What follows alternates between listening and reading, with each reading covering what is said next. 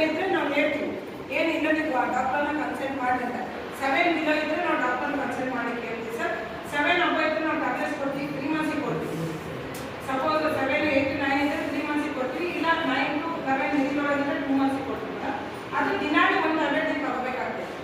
ಇದ್ರ ಮೇನ್ ಇರ್ಬೋದು central government project. ಇದು ಅನೆಮಿಯಾ ಮುಕ್ತ ಭಾರತ ಅಂತೇಳಿ ಇದು ಸೆಂಟ್ರಲ್ ಗೌರ್ಮೆಂಟ್ ಪ್ರಾಜೆಕ್ಟು ಗೌರ್ಮೆಂಟ್ ಕಡೆಯಿಂದನೂ ನಡೀತಾ ಇದೆ. ಬಟ್ ಆಗ ಜನಕ್ಕೆ ರೀಚ್ ಆಗ್ತಾ ಇಲ್ಲ ಅನ್ನೋ ಉದ್ದೇಶದಿಂದ ಪ್ರೈವೇಟ್ NGOಸ್ಗೂ ಗುಜರಾತಲ್ಲಿ ಶ್ರೀಮಂತ ಗೌರ್ಮೆಂಟಿಂದ ತಗೊಂಡಿದ್ದಾರೆ. ಅವ್ರ ಮುಖಾಂತರ ಬಿಜಾಪುರಲ್ಲಿ IRD ಮತ್ತು ಸ್ಪಂದನ ಅವರು ಈ ಕಾರ್ಯಕ್ರಮವನ್ನು ತಗೊಂಡು ಕರ್ನಾಟಕ ರಾಜ್ಯಾದ್ಯಂತ ಎಲ್ಲ ಜಿಲ್ಲೆಗಳೊಳಗಡೆ ಮಾತೃ ಮಹಿಳಾ ಮಂಡಳಿ ಅಂತೇಳಿ ನಮ್ಮ NGOಗೆ ಈಗ ಅವಕಾಶ ಸಿಕ್ಕಿದೆ. ಪ್ರೋಗ್ರಾಮ್ ಬಂದು ಒಂದು ಬಹಳ ಅತ್ಯುತ್ತಮವಾದ ಪ್ರೋಗ್ರಾಮ್. ಬೇರೆದೆಲ್ಲ ಮಾಡ್ತಾ ಇರ್ತೀವಿ ನಾವು. ಆರೋಗ್ಯದ ವಿಷಯದಲ್ಲಿ ಎಷ್ಟು ನಾವು ಜಾಗೃತರಾಗಿದ್ರೇನೂ ಕಡಿಮೆನೆ. ಯಾವಾಗ ಏನಾಗುತ್ತೆ ಏನಿಲ್ಲ ಅಂತ ಹೇಳಕ್ಕಾಗ್ತಾ ಇಲ್ಲ. ಇವಾಗಿನ ದಿನಗಳಲ್ಲಿ ಇದರಿಂದ ನಾವು ಅನೆಮಿಕ್ಕಿಂದ ಏನೆಲ್ಲ ರೋಗ ಬರುತ್ತೆ. ಯಾಕಂದ್ರೆ ನಿಮ್ಮ ಕೈಯಲ್ಲೇ ಪ್ರಪಂಚ ಇರುತ್ತೆ, ಮೊಬೈಲಲ್ಲಿ ಎಲ್ಲ ಗೊತ್ತಾಗುತ್ತೆ.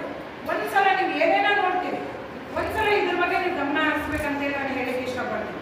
ಯಾಕಂದ್ರೆ ಯೂತ್ ಇವಾಗ ನೀವು ಮುಂದಿನ ಪ್ರಜೆಗಳು.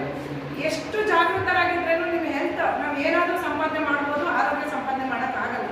ಎಷ್ಟೇ ದುಡ್ಡು ಇರ್ಬೋದು, ಆದರೆ ಆರೋಗ್ಯಕ್ಕೆ ಕೊಂಡ್ಕೊಳ್ಳಿಕ್ಕಾಗುತ್ತಾ ನಾವು? ಅದನ್ನು ಮಾಡಲ್ಲ. ಯೋಗ ಮೆಡಿಟೇಷನ್ ಎಲ್ಲ ಏನು ಬೇಕಾಗಿಲ್ಲ. ನೀವು ಏನು ಮಾಡಿಲ್ಲ ಅಂದ್ರೂ ಅಟ್ಲೀಸ್ಟ್ ಡೈಲಿ ಒಂದು 3 ಕಿಲೋಮೀಟರಿಂದ 5 ಕಿಲೋಮೀಟರ್ವರೆಗೆ ನೀವು ಜಾಗಿಂಗೋ ವಾಕಿಂಗೋ ಮಾಡಿದ್ರೆ ಹೆಲ್ತಿ ಆಗಿರ್ತೀವಿ. ಬೇರೆದೆಲ್ಲ ನಮ್ಗೆ ಇಂಟ್ರೆಸ್ಟ್ ಇಲ್ಲ ಅಂದರೂ ಅಟ್ಲೀಸ್ಟ್ ಒಂದು ಅರ್ಧ ಗಂಟೆ ನಿಮ್ಮ ಹೆಲ್ತ್ ಬಗ್ಗೆ ನೀವು ಕಾನ್ಸಂಟ್ರೇಷನ್ ಮಾಡಲೇಬೇಕಾಗುತ್ತೆ. ಯಾಕಂದ್ರೆ ಇವಾಗ ಮೆಡಿಸನ್ ಓದಕ್ಕೆ ಮೆಡಿಸನ್ ಅಂತಾರೆ, ನಾವು ಮೆಡಿಸನ್ ಹೋಗ್ತೇವೆ. ಆ ರೀತಿ ಇವಾಗ ಜನರೇಷನ್ ಕ್ರಿಯೇಟ್ ಆಗಿದೆ. ಅದಕ್ಕೆ ಎಷ್ಟು ನಾವು ನ್ಯಾಚುರಲ್ಲು ಆರ್ಗ್ಯಾನಿಕ್ ಅಂತ ತಿಂದ್ರೇನು ನಮ್ಮ ಆರೋಗ್ಯ ನಮ್ಮ ಕೈಯಲ್ಲೇ ಇರುತ್ತೆ.